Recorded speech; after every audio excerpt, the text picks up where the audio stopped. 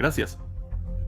Nueva serie para el escéptico de sentido común, creada por solicitud de nuestros patrocinadores de Patreon, cansados de explicar por qué algunas teorías de conspiración son tan claramente erróneas. Llamamos a esto la serie del sombrero de papel aluminio, porque trataremos teorías de conspiración defendidas solo por los más exagerados, paranoicos y científicamente analfabetas, y es una oportunidad divertida para burlarnos de ellos. Eso no significa que no abordemos el tema con hechos y tratemos de convencer a algunos también. El episodio de hoy es Desmintiendo la Tierra plana. Hay un grupo decepcionante de personas que crece cada día y que realmente creen, a pesar de toda la evidencia científica en contra y alimentados por las redes sociales, que nuestra Tierra es plana. Estos creyentes se llaman a sí mismos terraplanistas, pero como eso es sin duda un oxímoron, vamos a acortar su descripción para nuestros propósitos a algo más apropiado. Simplemente los vamos a llamar cabezas planas. La creencia principal de los cabezas planas es que el mundo en el que vivimos no es una esfera en absoluto, sino que tiene una forma más parecida a un plato de pastel, con toda la superficie de la Tierra distribuida de tal manera que el nivel del mar se extendería como un plano nivelado, alejándose de todas las costas, terminando en un borde definido del mundo. Según los creyentes, este límite es una pared de hielo infranqueable que identifican en los mapas como la Antártida.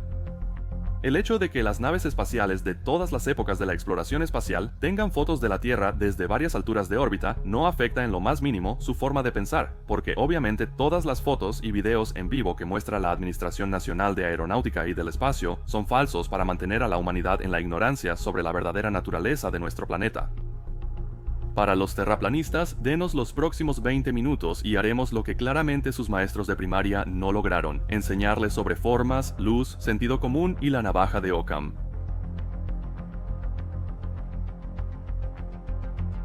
Comencemos con la diferencia básica en la forma de la Tierra según la fotografía desde el espacio en comparación con los modelos que usan los terraplanistas.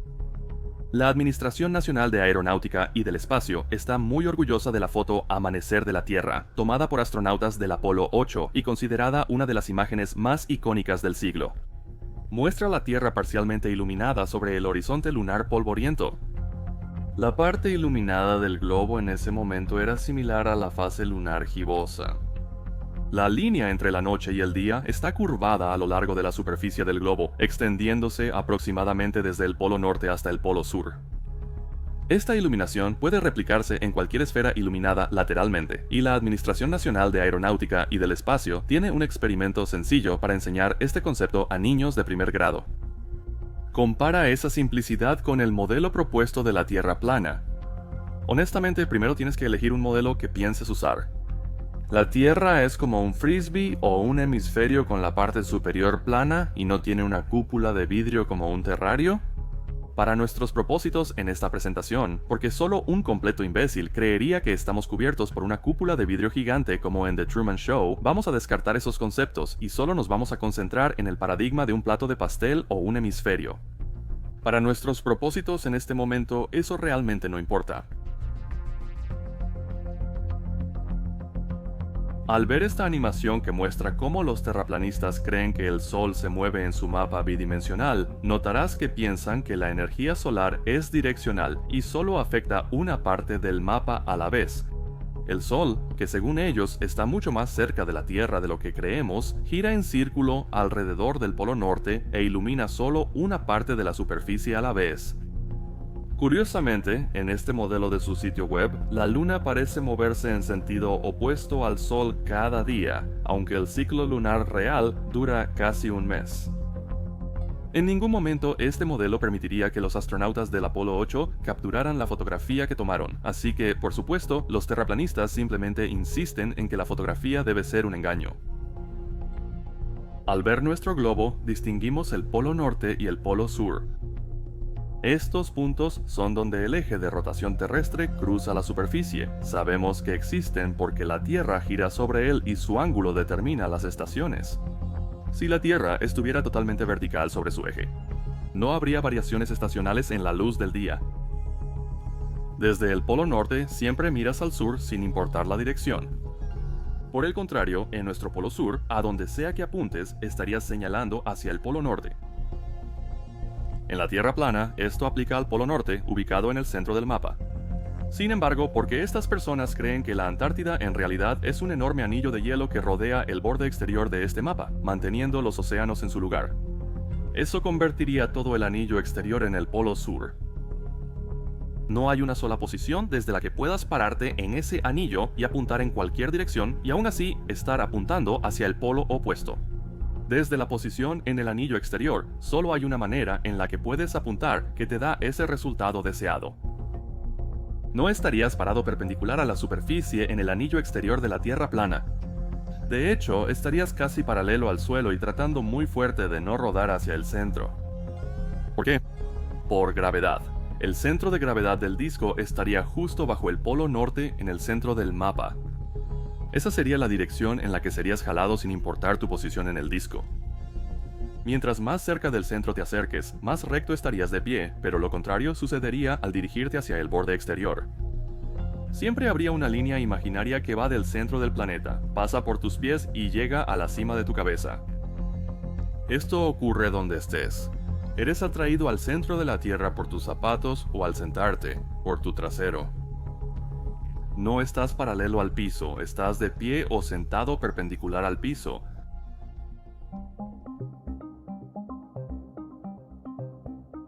En la Tierra, al mirar al mar, ves donde se une con el cielo llamado horizonte. La mayoría de la gente piensa que el horizonte está mucho más lejos de lo que realmente está. Quien está en la orilla y ve un barco alejarse, notará que desaparece de la vista cuando está a unos 4.5 kilómetros o 3 millas. Lo más relevante es que al mirar con binoculares verán que el barco parece hundirse de abajo hacia arriba. Si subieran una escalera o a la cima de un edificio cercano para tener mejor vista, volverían a ver el barco desaparecer por segunda vez. En una tierra plana, mientras el barco se aleja, técnicamente uno debería poder ver ese barco navegar por el mar desde Nueva York hasta Gibraltar, haciéndose cada vez más pequeño, pero sin desaparecer nunca de la vista.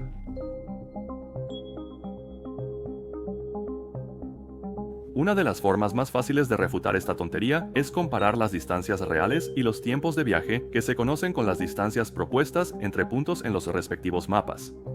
Un problema de los mapas de tierra plana es que nunca dan una escala para medir distancias, lo que elimina su propósito, pero deberíamos poder usar una distancia conocida en su mapa. En este caso, utilizaremos la distancia de Los Ángeles a Nueva York, que es cerca de 4.000 kilómetros. Usaremos esa métrica para los cálculos de distancia y la compararemos con la distancia medida. Seleccionaremos 3 puntos sureños para comparar sus distancias en el globo terráqueo y la Tierra plana. Las ciudades de Sydney, Australia, Ushuaia, Chile y Ciudad del Cabo, Sudáfrica, se encuentran en los puntos más australes de los 3 continentes que se extienden hacia el hemisferio sur. Estos puntos son los extremos de 3 continentes que forman un triángulo. En el mapa Flathead, desde Ciudad del Cabo, se requieren 5 tramos de 4.000 kilómetros para llegar a Ushuaia, Chile, sumando más de 20.000 kilómetros. Sin embargo, sabemos por mediciones de Sistema de Posicionamiento Global en Google Earth y los tiempos de vuelos internacionales que esta distancia en realidad es menor a 6.800 kilómetros, así que la medición entre mapas está equivocada por un factor de 3. Ese vuelo directo sobrevolaría el océano abierto hasta encontrarse con la costa noreste de Sudamérica, volando en paralelo a lo largo de esa costa desde Recife, Brasil, luego pasando por Uruguay, Argentina, las Islas Malvinas y acercándose a Ushuaia desde el noreste. Saliendo de Ushuaia a Sydney, Australia, se necesitarían 7 tramos de 4.000 kilómetros para un total de más de 28.000 kilómetros, pero la distancia real es solo de 9.500 kilómetros. Así, el mapa se equivoca por un factor de 3. Esa ruta directa de punto a punto seguiría la costa occidental de Sudamérica, cruzaría Centroamérica, sobrevolaría el mar de Bering en Alaska y finalmente se acercaría a Sydney nuevamente desde el noreste. Completando el circuito, volando de Sydney de regreso a Ciudad del Cabo, lo cual normalmente puedes hacer viajando sobre una parte de la Antártida, se necesitan casi 6 de esas unidades de medición para regresar a Ciudad del Cabo, para una distancia representada de unos 23.000 kilómetros, pero en realidad es un viaje de solo 11.000 kilómetros, así que está equivocado por un factor de 2. Este viaje en línea recta llevaría al viajero sobre Australia, Filipinas, el norte de la India, el Golfo Pérsico, Arabia Saudita y países africanos como Somalia, Kenia, Tanzania y Mozambique, acercándose al destino desde el noreste. El 90% de esa ruta de cabeza plana fue sobre tierra seca. En Google Earth, el viaje se vería así en lugar de más correctamente así, donde en realidad el vuelo pasa más del 90% del tiempo sobre mar abierto.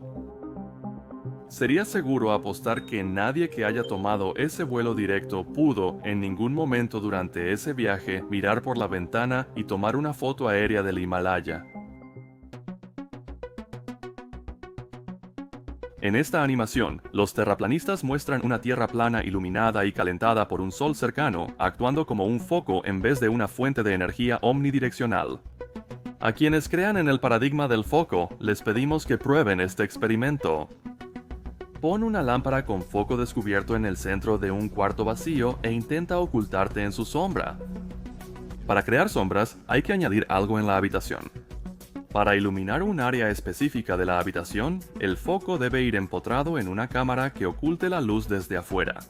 La estructura necesaria para enfocar una fuente de luz capaz de producir 1 kilovatio de energía por cada metro cuadrado en la superficie de la Tierra sería enorme, ya que la cantidad de energía que llega a la Tierra en cualquier momento es de alrededor de 173.000 billones de vatios, de manera continua. A simple vista, el modelo Flathead parece considerar algunos parámetros necesarios para un ciclo de 24 horas. La fuente de luz gira alrededor del plano cada 24 horas y mantiene el polo norte iluminado casi todo el tiempo, como en el verano del hemisferio norte. El problema es que no toma en cuenta en absoluto ninguna otra estación. Sabemos que cuando es invierno en el hemisferio norte, el polo sur está en verano y recibe luz solar constante. En este modelo, donde la Antártida es todo el borde exterior del mapa, no importa cómo muevas la fuente de luz, no se puede iluminar todo el anillo exterior. Un aspecto del argumento de los terraplanistas que rara vez se aborda respecto al modelo de la Tierra plana es qué tan grueso creen estas personas que es su modelo. Está bien que la Tierra sea plana, pero todo objeto físico necesita profundidad. Incluso en la página obtusa de la Sociedad de la Tierra Plana, tfs.org, no se menciona el grosor de la Tierra, probablemente porque tendrían que reconocer dos cosas. Mientras más grueso sea el modelo, más parecerá un globo. Y, número 2, tendrían que reconocer que hay otro lado en el disco que ellos proponen. Si todo nuestro planeta conocido está en la cara superior, ¿qué hay en la parte inferior? Sabemos que hemos intentado excavar hasta el núcleo de la Tierra varias veces. El pozo más profundo es el superprofundo de Kola en Rusia. Un geólogo ruso inició el proyecto en 1965 y durante 30 años perforaron un agujero de 9 pulgadas de ancho hasta la mayor profundidad posible. El proyecto alcanzó su máximo en 1989 a 40.230 pies, o 12.262 metros, un poco menos de su objetivo inicial de 15.000 metros. Entre más perforaban, más calientes eran los estratos. A esa profundidad se midieron más de 180 grados Celsius, 356 grados Fahrenheit, a 12 kilómetros. A esa temperatura, el propio pozo no podía mantener su integridad, ya que el material que estaban perforando se comportaba de manera similar al plástico caliente y llenaba cualquier cavidad que creaba la broca. Durante 3 años, el equipo intentó profundizar el pozo, pero sin éxito. El proyecto terminó en 1992 y el pozo se selló en 1995. Para comparar, aunque ese esfuerzo fue notable, solo superó ligeramente al Challenger D, la fosa más profunda del Océano Pacífico, al sur de la fosa de las Marianas. Tiene 11 kilómetros de profundidad, unos 36.200 pies. Como las temperaturas subieron durante todo el experimento COLA al profundizar, se concluye que el agujero no pasó de la mitad del grosor de la placa, pues de ser así, las temperaturas habrían disminuido. La pregunta es, ¿qué tan cerca del centro llegó? Para responder, recurriremos a una de las mayores fuerzas naturales, los volcanes. Los volcanes son conductos en la corteza terrestre que liberan la presión acumulada bajo la corteza, lo que lleva roca fundida llamada magma a la superficie. El magma, una vez que sale a la superficie, se llama más propiamente lava, y las estructuras que forma se conocen como roca ígnea cuando se enfría. Algunas de las temperaturas de lava más altas registradas provienen del volcán Kilauea en Hawái con 1500 grados Celsius en comparación con los 180 grados Celsius de la perforación de Kola a 12 kilómetros. Si la escala temperatura-profundidad es lineal, por cada kilómetro la temperatura sube 15 grados.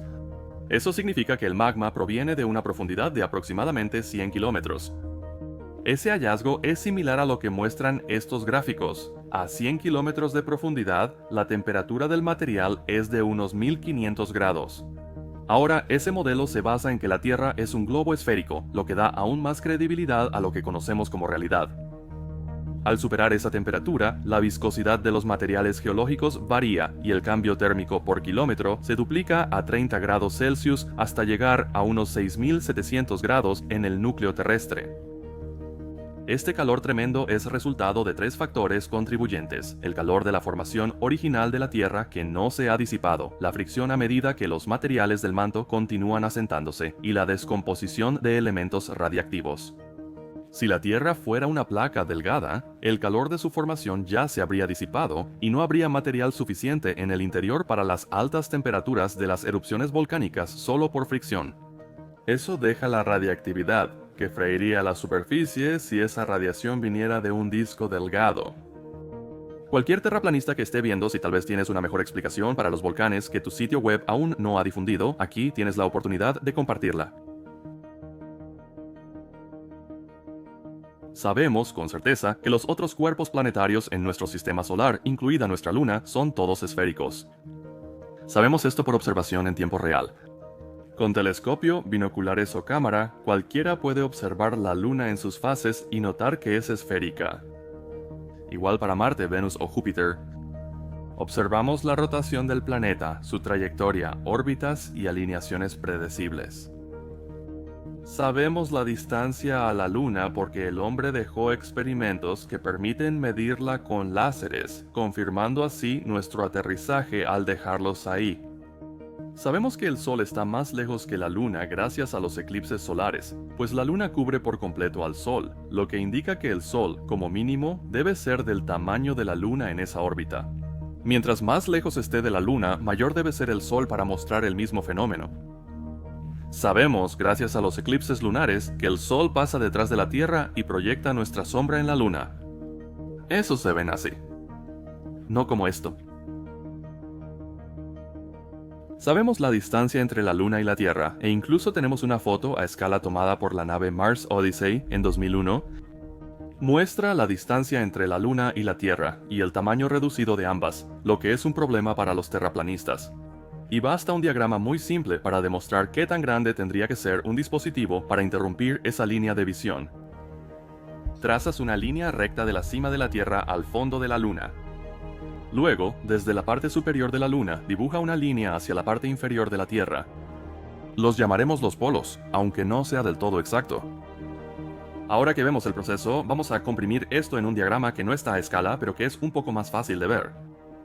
Para que un dispositivo bloquee toda la luz solar en el polo sur, debe impedir que el espectador vea cualquier parte del Sol. Conforme el Sol se mueve, la abertura del dispositivo haría que desaparezca. Como la distancia entre los objetos es de 240.000 millas, 386.000 kilómetros, y la intersección está a unas 180.000 millas, 290.000 kilómetros, el Sol tendría que estar en una cámara de al menos 120.000 millas, 193.000 kilómetros, para que desde el polo sur no se vea luz del polo norte de la Luna.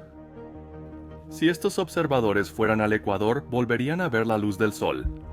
Si el dispositivo es más corto que esto, las personas en el polo sur aún podrían ver la luz del Sol. Además, según el lugar en la Tierra, las personas verían el Sol o la Luna con formas distintas, desde un óvalo delgado hasta un círculo completo en el cenit. Un punto más sobre la animación del mapa.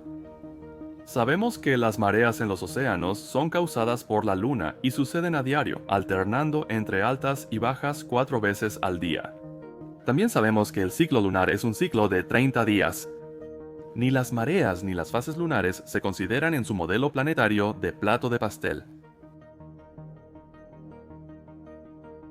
Cada mañana vemos al sol salir y recorrer el cielo antes de ocultarse de nuevo bajo el horizonte. No importa cuán alto subas, siempre es igual. Puedes ver que esto sucede desde la orilla de la playa, o mientras viajas en un vuelo de larga distancia, o desde la órbita. Si quieres ver un amanecer en vivo, como ocurre en la Estación Espacial Internacional cada 90 minutos, puedes ver el canal Administración Nacional de Aeronáutica y del Espacio Live cuando quieras. Por supuesto, si ves ese canal en cualquier momento de tu vida, ya sabes que los cabezas planas están completamente desubicados. Debemos suponer que la mayoría de quienes promueven la Tierra plana buscan aprovecharse de quienes no saben más. La Sociedad de la Tierra Plana vende mercancía en su sitio web y Amazon basada en su premisa. Sus cubrebocas de COVID cuestan $21. La Sociedad Internacional de la Tierra Plana, con miembros globales, cobra hasta $399 por un pase persona muy importante a sus conferencias anuales. Al menos están usando su dinero sabiamente.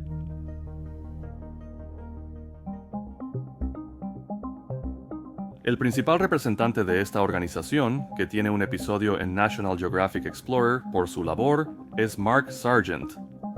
Este ex diseñador de software o realmente cree que nuestro planeta es como un plato para pastel. Se enriquece engañando a quienes creen estas tonterías.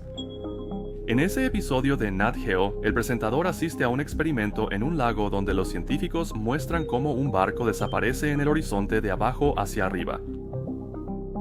Mark Sargent y los terraplanistas asistieron a la demostración y su reacción: negaron la validez del experimento mientras lo observaban y culparon los resultados a ilusiones ópticas.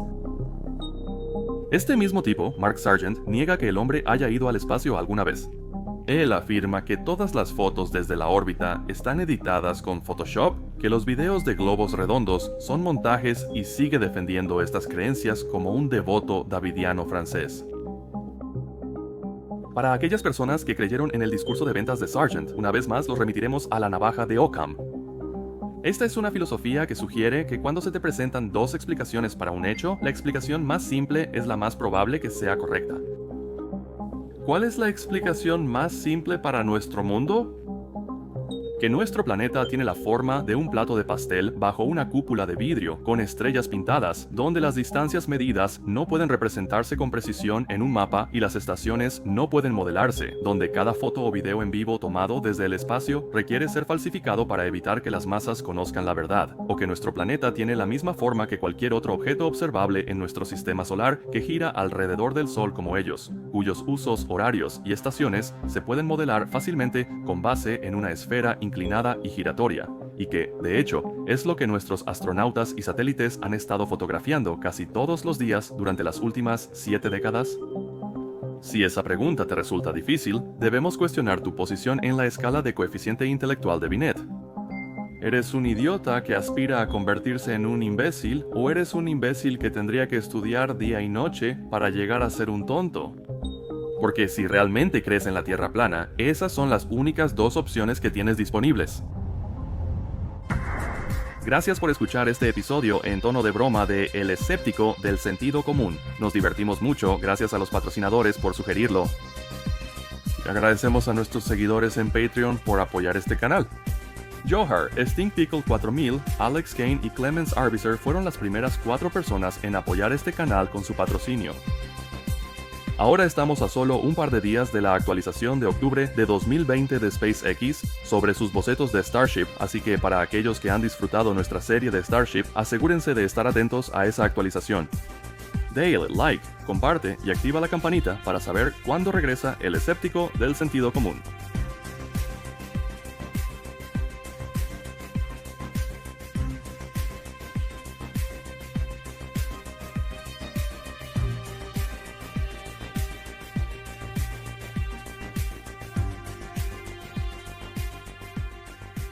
Gracias.